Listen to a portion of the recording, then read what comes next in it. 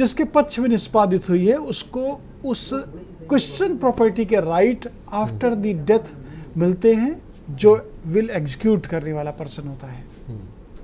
अब सर, एक संपत्ति में क्या कई वसीयतें होने पर क्या होता है? देखिए, आपका बहुत जेन्युइन क्वेश्चन है, क्योंकि जनरल पब्लिक में इस तरह की भ्रांतियां होती हैं।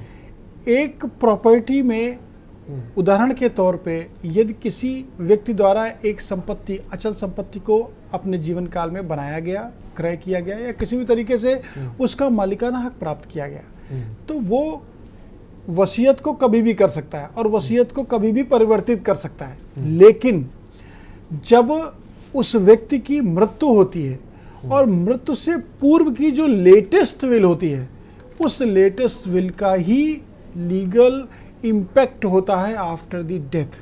अर्थात मरने से पहले व्यक्ति द्वारा कितनी भी वसीयत की जा सकती है, वो वसीयत रजिस्टर्ड हो या अनरजिस्टर्ड हो, दोनों की महत्ता कानूनी तरीके से एक जैसी ही है। बस उनको न्याय लेने के लिए अगर कोई विवाद होता है तो न्यायालय के समक्ष जाके उनको डिक्लेयर्ड कराने की आवश्यकता होती है। अब वसीयत व्यक्ति द्वारा निष्पादित की गई और उसने अपने जीवन काल में उम्र के अलग अलग पड़ाव में अलग अलग वसीयतों को निष्पादित किया गया। कभी उसको ये महसूस हुआ कि हमें ये अधिकार इस व्यक्ति को देना है, कभी उसको ये महसूस हुआ कि मुझे ये अधिकार परिवार के इस व्यक्ति को देना है। तो ऐसी स्थिति में जो अनंतिम वसीयत होती है, यानी मृत्यु से पूर्व की जो विल है, वो विल ही उनकी अंतिम इच्छा मानी जाती है और इच्छा, जो अंतिम इच्छा होती है, उसके आधार पे ही उनकी मृत्यु के बाद उनकी जो भी संपत्ति है उसके मालिकाना हक का हस्तांतरण होता है। तो आपने समझा कि वसीयत के बारे में। और एक दर्शक इस बीच राम महेंद्र देहरादून से हमारे साथ हैं। राम जी, आपका बहुत बहुत स्वागत है। क्या सवाल है आपका, पूछिए।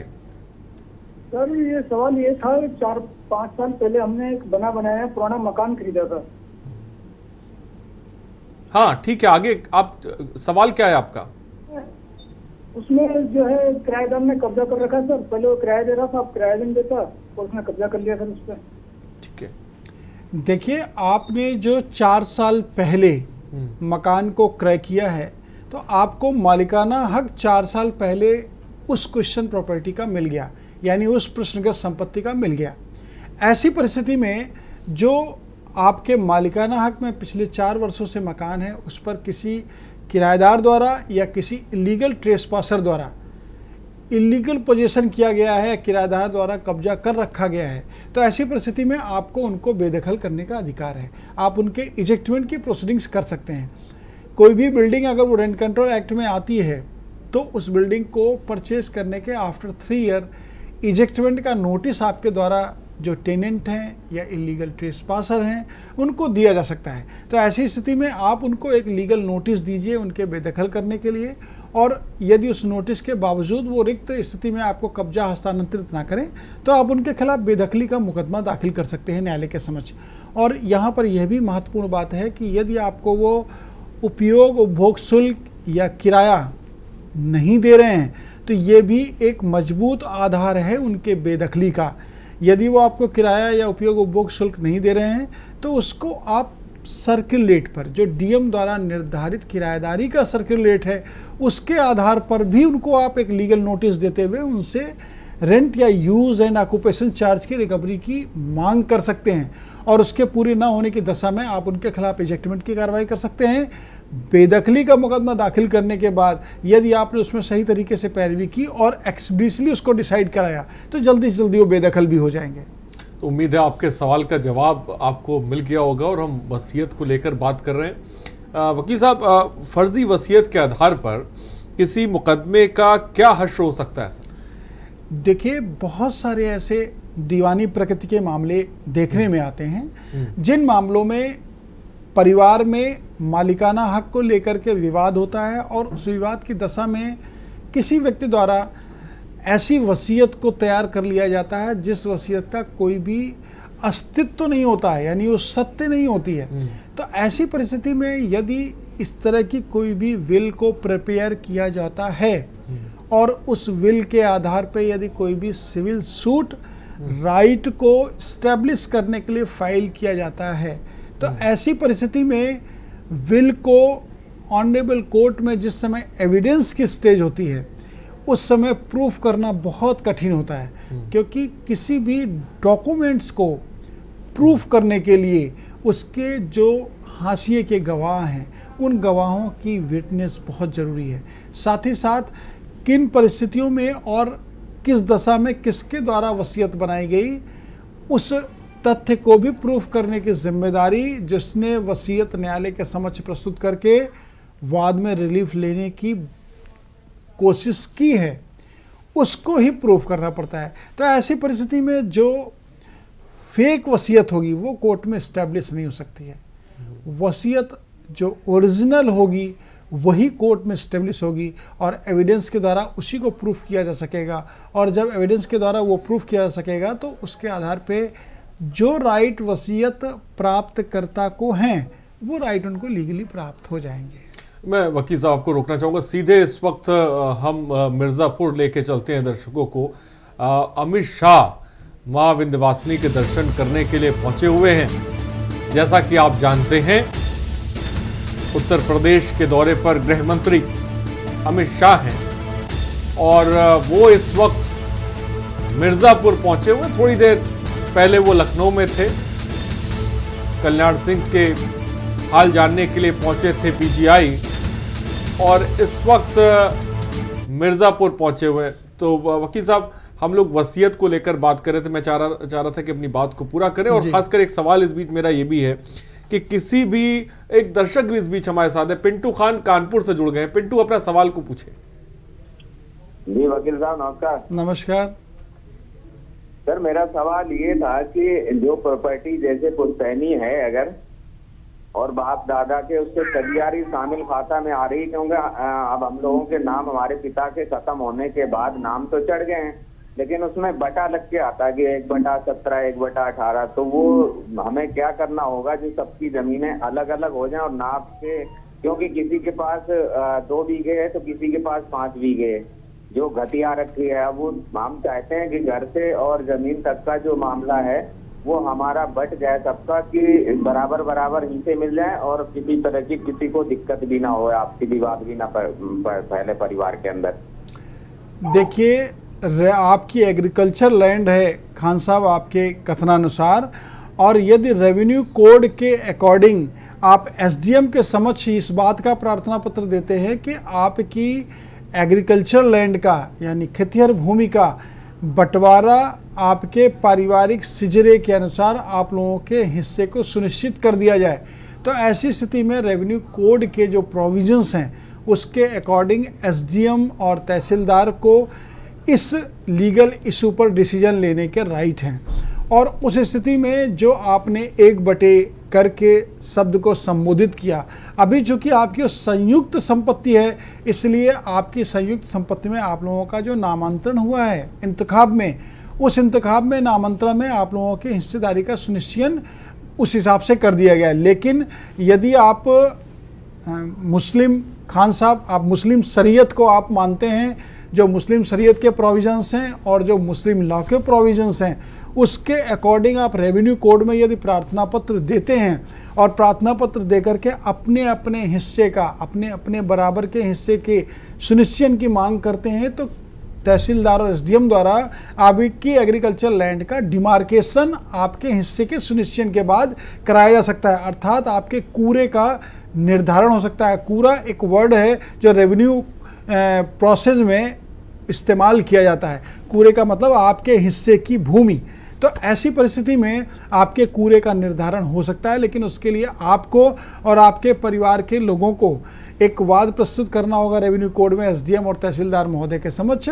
वहां पर वाद प्रस्तुत करने के बाद आपके हिस्से का विधि अनुसार आपके राइट को इस्टेब्लिश करते हुए अलग अलग हिस्से का सुनिश्चयन हो सकता है। ठीक है, राशिद कानपुर से इस बीच एक दर्शक जुड़ गए। राशिद, आपका सवाल क्या है, पूछिए।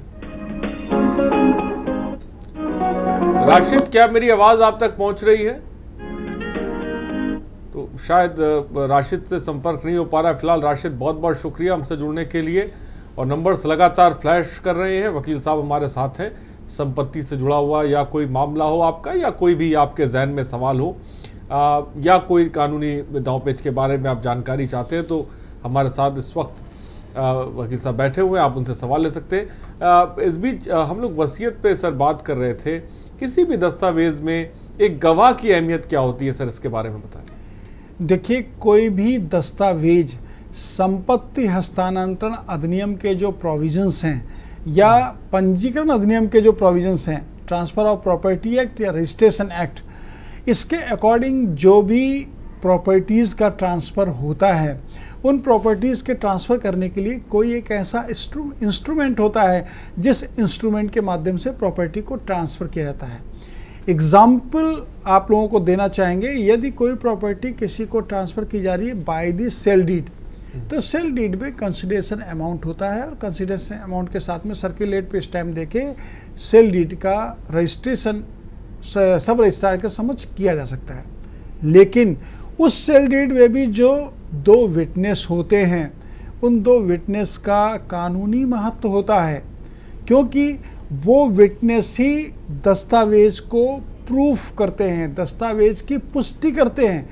उसके साथ में जो दस्तावेज यानी कोई किसी ने ड्राफ्ट किया है या किसी एडवोकेट ने उसको ड्राफ्ट किया है, उनका भी विवरण होता है, जो कि उस दस्तावेज के प्रूफ करने के लिए एक इंस्ट्रूमेंट है उसको प्रूफ करने के लिए एक अहम किरदार निभाते हैं, अहम गवाह के रूप में होते हैं। इसी प्रकार अगर दानपत्र का निष्पादन हुआ है, यानी गिफ्ट डीड का या हिबानामा का निष्पादन हुआ है, तो हिबानामा के संबंध में भी आपको बताएं कि मौखिक और जो लिखित हिबानामा है, दोनों में गवाहों का उतना ही अहमियत है जितनी अहमियत किसी अन्य दस्तावेज में है, यानी गिफ्ट डीड में है, दानपत्र में है, या विल में है, या पावर ऑफ अटॉर्नी में है। कोई भी डॉक्यूमेंट्स, जिस डॉक्यूमेंट से एक अधिकार दूसरे व्यक्ति को ट्रांसफ़र होता है, या कोई भी कॉन्ट्रैक्ट जिसमें एक राइट दूसरे व्यक्ति को ट्रांसफ़र होता है, तो ऐसी परिस्थिति में इन सारे इंस्ट्रूमेंट, इन सारे दस्तावेज को प्रूफ करने का राइट जो एग्जीक्यूट करने वाले और जिनके फेवर में एग्जीक्यूट हुआ है, और उनके साथ साथ विटनेस और आइडेंटिफाई करने वाले एडवोकेट या दस्तावेज, ऐसी परिस्थिति में इन सब का अहम रोल होता है। और गवाह, जो हाशिए के गवाह होते हैं, उन गवाहों को वैधानिक रूप से दस्तावेज को पुष्टि करने का अधिकार है। यदि वो गवाह अपनी गवाही से किसी तरह से मुकर जाते हैं या दस्तावेज के अस्तित्व को चैलेंज करते हैं, तो ऐसी स्थिति में उस दस्तावेज को चैलेंज माना जाता है और उसमें भी कार्रवाई लीगल तरीके से हो सकती है। इकबाल रायपुर से एक दर्शक हमारे साथ हैं। इकबाल साहब, आपका सवाल। इकबाल साहब, आपका सवाल क्या है, जल्दी से पूछें। सर, मेरा सवाल ये है कि मेरे बड़े भाई थे, उनकी खुद की प्रॉपर्टी थी, प्लॉट था, वो एक्सपायर हो गए, अचानक खत्म हो गए। अब वो बैंक में ऋण रखा हुआ है। हाँ, पूछिए आगे जल्दी से। हाँ, तो वो बैंक में लोन पे रखा हुआ है। अब उसको बैंक है वो उससे कैसे छुड़ाया जा सकता है? ठीक है। देखिए, जो दस्तावेज किसी भी फाइनेंशियल कॉरपोरेशन में प्लस है यानी बंधक है, और उसके एवज में आपके भाई साहब द्वारा लोन लिया गया है, तो ऐसी परिस्थिति में बैंक ने लोन के अगेंस्ट में उस डॉक्यूमेंट को अपने आप प्लस कर रखा है। अभी यदि आपके भाई साहब के जो सक्सेसर हैं वो उस लोन को अदा कर देते हैं, या सक्सेसर आप हो तो आप भी अदा कर सकते हैं, जो भी लोन को अदा कर देंगे, बैंक उनके फेवर में, यदि वो लीगल सक्सेसर हैं, तो उस डॉक्यूमेंट को रिलीज़ कर सकती है, यानी फ्री कर सकती है। और जब डॉक्यूमेंट आपको फ्री होने के बाद मिल जाता है, तो उस डॉक्यूमेंट का आप जो भी मूल दस्तावेज के रूप में इस्तेमाल करना चाहते हैं वो कर लेते हैं। लेकिन आपको फाइनेंशियल कॉरपोरेशन के जो देय हैं, उन देय को निस्तारित करने का दायित्व है आपको या उस दस्तावेज में जो व्यक्ति मालिक थे उनके सक्सेसर को।